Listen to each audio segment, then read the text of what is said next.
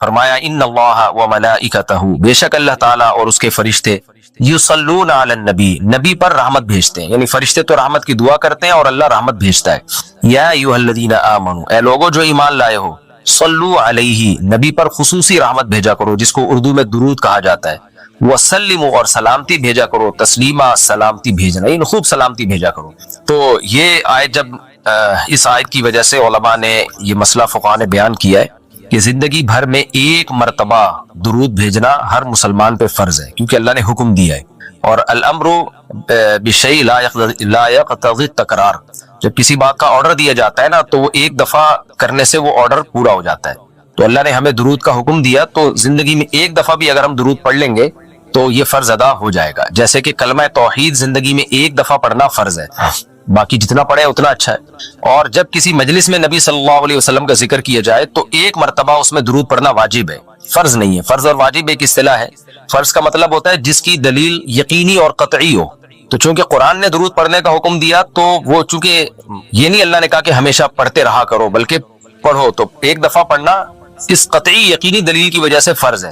تو فرضیت ایک ایسی چیز ہوتی ہے جس کا انکار کرنے سے انسان کافر ہو جاتا ہے، کیونکہ اس کی دلیل بہت مضبوط ہوتی ہے۔ اور دوسری حدیث میں آتا ہے کہ وہ شخص بخیل ہے کہ میرے سامنے اس کا تذکرہ کیا جائے اور مجھ پر درود نہ پڑے۔ تو اس حدیث یہ چونکہ خبر واحد ہے، کیونکہ ظاہر ہے قرآن جس طرح تواتر کے ساتھ ثابت ہے، اس طرح اخبار آحاد جو خبر واحد ہوتی ہیں وہ اس طرح تواتر کے ساتھ ثابت نہیں ہوتی، تو اس میں تعویل کا بھی امکان ہوتا ہے۔ تو اس لیے فقہاء خاص طور پر احناف جو ہیں، فقہاء حنفیہ، انہوں نے فرض اور واجب ایک ٹرم بنائی ہے شرعی مسائل کو سمجھانے کے لیے۔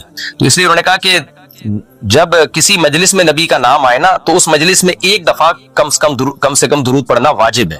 واجب کا درجہ تھوڑا سا فرض سے نیچے ہوتا ہے کیونکہ وہ حدیث سے ثابت ہے۔ تو اور پھر جب بار بار نبی کا نام آئے تو پھر بار بار پڑھنا واجب نہیں ہے کیونکہ اس میں حرج ہے۔ ہاں مستحب ضرور ہے کہ جتنی دفعہ پڑھیں، جب بھی نبی صلی اللہ علیہ وسلم کا نام آئے تو لازمی درود شریف پڑھا کریں، یہ تو مستحب ہے۔ نبی صلی اللہ علیہ وسلم نے فرمایا جس شخص نے مجھ پہ ایک دفعہ درود پڑھا اللہ اس پر 10 رحمتیں نازل کرتے ہیں اور اس کی 10 خطاؤں کو معاف کرتے ہیں۔ تو بہت زیادہ فضیلت ہے درود شریف پڑھنے کی، اور یہ بڑی عجیب بات ہے کہ درود شریف جو ہے یہ اصل میں اللہ کی عبادت ہے۔ یہاں میں آپ کو ایک دلچسپ مسئلہ بھی بتاتا چلوں۔ شرعی مسئلہ یہ ہے کہ جب ہم کوئی منت مانتے ہیں نا، منت کہ اگر اللہ نے میرے مریض کو شفا دے دی تو میں اتنے روزے رکھوں گا، میں یہ کروں گا، میں یوں کروں گا، تو اس عمل کو منت کہا جاتا ہے کہ باقی اگر آپ ٹھیک ہو گئے تو آپ پر لازم ہوتا ہے کہ آپ وہ کام کریں۔ تو منت میں یہ ضروری ہے کہ آپ جس چیز کی منت مانیں وہ عبادت مقصودہ ہو اور اس کی جنس میں سے لازم بھی ہو، یعنی عبادت میں کامل عبادت ہونی چاہیے، وہ عبودیت کا عنصر اس میں ہو۔ جیسے آپ نے منت مانی کہ اگر جو ہے میں امتحان میں پاس ہو گیا تو میں 3 روزے رکھوں گا، تو روزے عبادت ہے، مقصود ہے، یعنی عبادت مقصودہ میں سے۔ لیکن اگر آپ نے منت مانی کہ میں اگر امتحان میں پاس ہو گیا تو میں وضو کروں گا، تو وضو چونکہ مقصود نہیں ہے، عبادت مقصودہ نہیں ہے، وضو سے مقصد تو نماز ہوتی ہے، تو وہ منت آپ کے اوپر لازمی نہیں ہوگی۔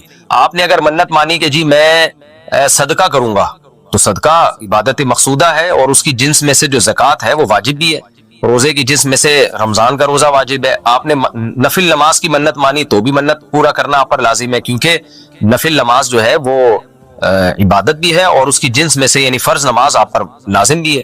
تو اگر دونوں میں سے ایک شرط بھی نہیں پائی جائے گی تو منت پھر منعقد ہی نہیں ہوتی ہے۔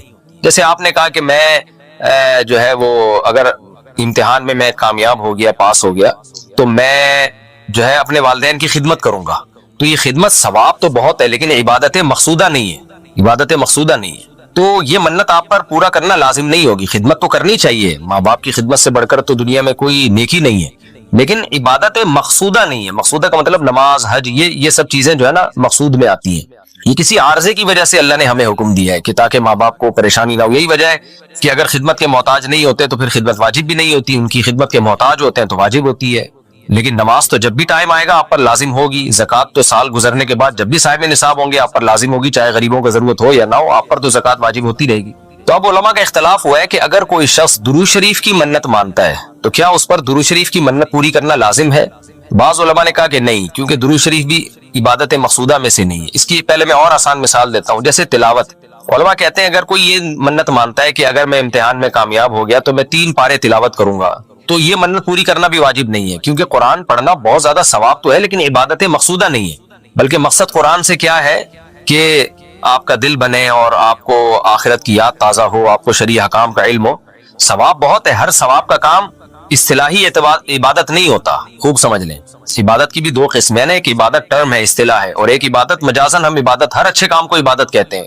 اس لحاظ سے تو کھانا کھانا بھی عبادت ہے کہ اگر آپ کی نیت اچھی ہے اس سے، لیکن ایک ہوتی ہے مقصود عبادت، تو مقصودہ عبادت میں سے نہیں ہے۔ ثواب بہت ہے قرآن کی تلاوت کرنا، اللہ سے محبت کی علامت ہے، بغیر سمجھ کے پڑھنا بھی بہت بڑی نیکی ہے، قرآن بغیر سمجھ کے پڑھنا بھی، لیکن قرآن کی تلاوت کی منت جو ہے وہ منعقد نہیں ہوتی۔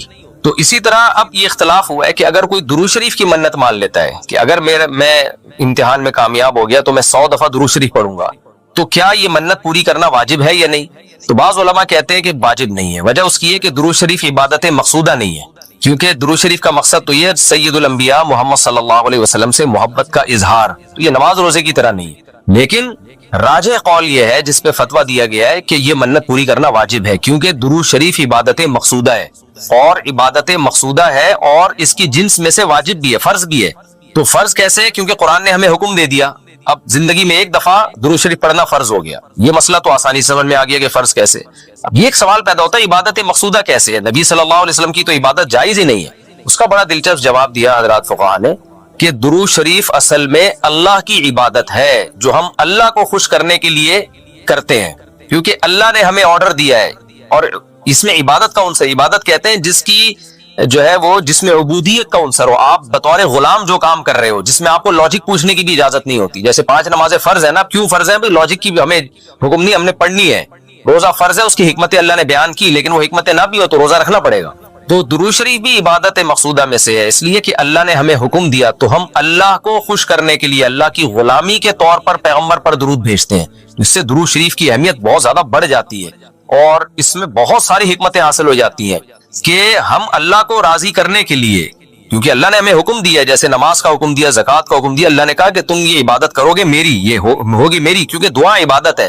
دعا میں کیا ہوتا ہے؟ ہم اللہ سے بھکاریوں کی طرح مانگتے ہیں، تو اللہ نے کہا اور دعائیں تم مانگو نہ مانگو، یہ والی تو اسپیشلی تم پہ فرض ہے۔ ایک تو اطلاق دعا مانگنا ہے نا، لیکن اسپیسیفک کوئی مخصوص دعا مانگنا تو فرض نہیں ہے، لیکن یہ والی دعا مانگنا ہم پہ اللہ نے فرض کیا ہے کہ تم نے پیغمبر کے لیے رحمت کی دعا کرنی ہے، یہ تم پہ فرض ہے، یہ مجھے خوش کرنے کے لیے فرض ہے۔ تو یہ عبادت ہے، لیکن اللہ کی عبادت ہے، اور نبی کے لیے دعا ہے یہ۔ تو اس سے درود شریف کی اہمیت بھی بہت بڑھ جاتی ہے، اور ہمیں سید الانبیاء صلی اللہ علیہ وسلم کی اہمیت کا بھی پتہ چلتا ہے کہ اللہ نے پیغمبر پہ درود بھیجنے کو اپنی عبادت قرار دے دیا ہے۔ تو سید الانبیاء صلی اللہ علیہ وسلم کی بھی ویلیو بہت زیادہ بڑھ جاتی ہے۔ جیسے قرآن میں آتا ہے نا کہ وَرَفَعْنَا لَكَ ذِكْرَكَ، ہم نے آپ کے تذکرے کو بلند کیا ہے۔ تو کیسے بلند کیا؟ علماء نے اس کا جواب دیا کہ نماز میں بھی درود شریف ہے، اور اتحیات میں نبی صلی اللہ علیہ وسلم پہ سلامتی بھیجنے کو اتحیات کا حصہ بنا دیا گیا ہے، اور اذان میں اشہد ان لا الہ الا اللہ کے ساتھ اشہد ان محمد رسول اللہ کو بھی ایڈ کیا گیا ہے۔ تو اس سے سید الانبیاء صلی اللہ علیہ وسلم کی بہت زیادہ فضیلت ثابت ہوتی ہے، تو اس لیے درود شریف کا اہتمام کرنا چاہیے۔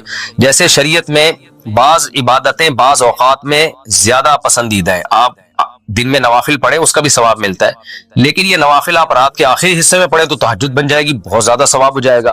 آپ روزہ رکھیں، عام دنوں میں ثواب ہے، پیر جمعرات کو زیادہ ثواب ہے، ایام بیز میں زیادہ ثواب ہے، رمضان کا تو بہت ہی زیادہ ثواب ہے، عاشورہ کا بھی ثواب ہے۔ تو جیسے جتنی بھی عبادتیں ہیں وہ خاص دن اور خاص اوقات میں ان کی فضیلت بڑھ جاتی ہے، تو ایسے ہی درود شریف کے بارے میں حدیث میں آتا ہے کہ عام دنوں میں بھی درود شریف میں بہت ثواب ملتا ہے، لیکن صحیح حدیث سے یہ بات ثابت ہے کہ جمعے کے دن درود شریف پڑھنا عام دنوں سے زیادہ افضل ہے۔ اسی وجہ سے ہمارے اکابر کا ہمیشہ سے معمول رہا ہے، جو ہم نے دیکھا بھی ہے کہ وہ جمعے کے دن خاص طور پر عصر کی نماز کے بعد درود شریف پڑھنے کا بہت زیادہ اہتمام کرتے ہیں، اور جب وہ عمرے کے لیے یا حج کے لیے جاتے ہیں تو بھی مسجد نبوی میں اکثر وہ میں نے دیکھا اپنے بڑوں کو کہ وہ عصر کی نماز کے بعد نا مسجد نبوی میں صرف درود شریف ہی پڑھتے ہیں بیٹھ کے۔ ایک تو وہ جگہ ایسی ہے کہ جہاں سید الانبیاء صلی اللہ علیہ وسلم کا روضہ اطہر ہے سامنے، اور پھر وہاں جمعے کا دن بھی ہو تو، اور پھر عصر کی کا وقت جو ہے وہ قبولیت کا وقت ہوتا ہے جمعے کے دن، جیسے کہ حدیث میں آتا ہے نا جمعے کے دن ایک گھڑی ایسی ہوتی ہے جس میں